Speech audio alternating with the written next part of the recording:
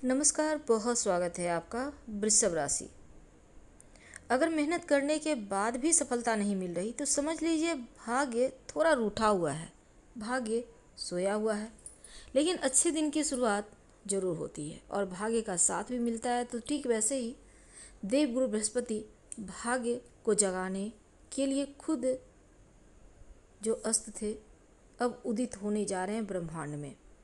देवगुरु बृहस्पति मिथुन राशि में, वृषभ राशि से निकलकर मिथुन राशि में जो आपका धन भाव है यहाँ पर 15 मई को आ चुके हैं और 12 जून को वो एक महीने के लिए करीब अस्त हो गए थे, क्योंकि भगवान सूर्य के संपर्क में आ गए थे। तो देवगुरु बृहस्पति अस्त हो गए थे, अब वो 9 जुलाई को उदित होने जा रहे हैं। और वृषभ राशि वालों, आपका धन भाव में देवगुरु बृहस्पति बैठे हैं। सूर्य के तेज को देवगुरु बर्दाश्त नहीं कर पाए थे और इसलिए अस्त थे। लेकिन जब वो पूर्णता प्राप्त करते हुए 9 जुलाई को उदित होंगे तब इनका प्रभाव भी आपके लाइफ पर पॉजिटिव तरीके से पड़ना शुरू होगा। 18 अक्टूबर तक का वक्त आपके लिए सोया हुआ भाग्य जगाने वाला है। देवगुरु बृहस्पति की दृष्टि आपके लिए क्या शुभ फल देगा और गुरु का उदित होना आपके लिए क्या लाभ देगा, आज हम यही बातें जानेंगे विस्तार से। वीडियो के अंत तक बने रहिए। और ये प्रेडिक्शन चंद्र राशि पर आधारित है। तो देवगुरु देवताओं के जो गुरु हैं आपके द्वितीय भाव में जग रहे हैं। धन भाव और ज़्यादा प्रभावशाली हो जाएगा। वैसे कर्म और भाग्य दोनों का साथ मिलेगा, क्योंकि कर्म और भाग्य जब तक दोनों का साथ ना मिले तब तक भाग्योदय नहीं होता। और मीन राशि में बैठे हैं कर्म का फल देने वाले शनिदेव। तो चलिए समझते हैं कि कैसे आपको शनिदेव की भी कृपा बरसेगी। सबसे पहले तो देवगुरु बृहस्पति, आज हम आपके साथ बहुत खास बातें शेयर करेंगे, जरूर ध्यान दीजिएगा। तो देवगुरु बृहस्पति धन के भाव में उदित होंगे। तो धन भाव में उदित होने का मतलब है आपका भाग्योदय होना, आर्थिक मुश्किलों से मुक्ति पाना, एक अच्छा धन यानी कि एक से ज़्यादा स्रोत से धन आने के यहाँ से योग बनेंगे। जो घर परिवार में टेंशन थी वो समाप्त होगा। देवगुरु बृहस्पति का जागना पारिवारिक जीवन की मुश्किलों को खत्म करके प्रसन्नता भरा वातावरण देता है, पारिवारिक सुख देता है। द्वितीय भाव वाणी का भी है, आपका वाणी का आपको सुख मिलेगा। वाणी में साक्षात सरस्वती विराजमान रहेंगी। आप जो बोलेंगी लोगों को पसंद आएगा या जो बोलेंगे। तो देखिए सबसे बढ़िया बात कि देवगुरु बृहस्पति का दृष्टि की अगर हम बात करें तो अगले 4 महीने तक आप देवगुरु बृहस्पति की दृष्टि आपको क्या क्या शुभ फल देगा। तो सबसे पहले ये समझिए कि धन कुटुंब का भाव तो जगेगा ही, और दूसरा सबसे बड़ा प्रभाव आपको क्या मिलेगा।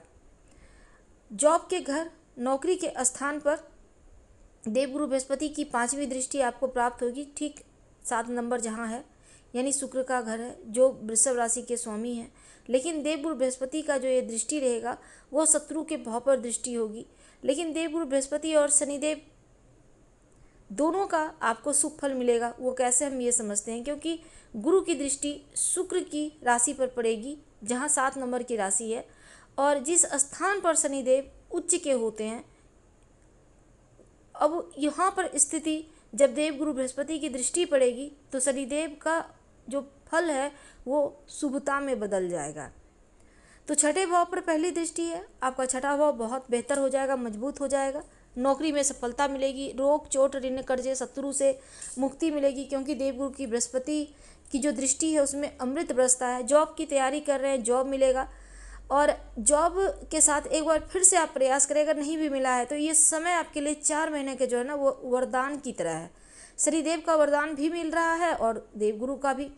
कर्ज से मुक्ति मिलेगा, कर्जों से परेशान थे तो वो प्रभाव अभी देवगुरु की कृपा से बढ़ेगा आपके ऊपर। यहाँ तक कि फंसा हुआ रुका हुआ धन आएगा। स्वास्थ्य की मुश्किलें समाप्त होंगी, गुरु की दृष्टि आ रही है। आप बीमारी कितनी भी परेशानी दे, लेकिन देवगुरु की कृपा से वो बीमारी आपको राहत देगी।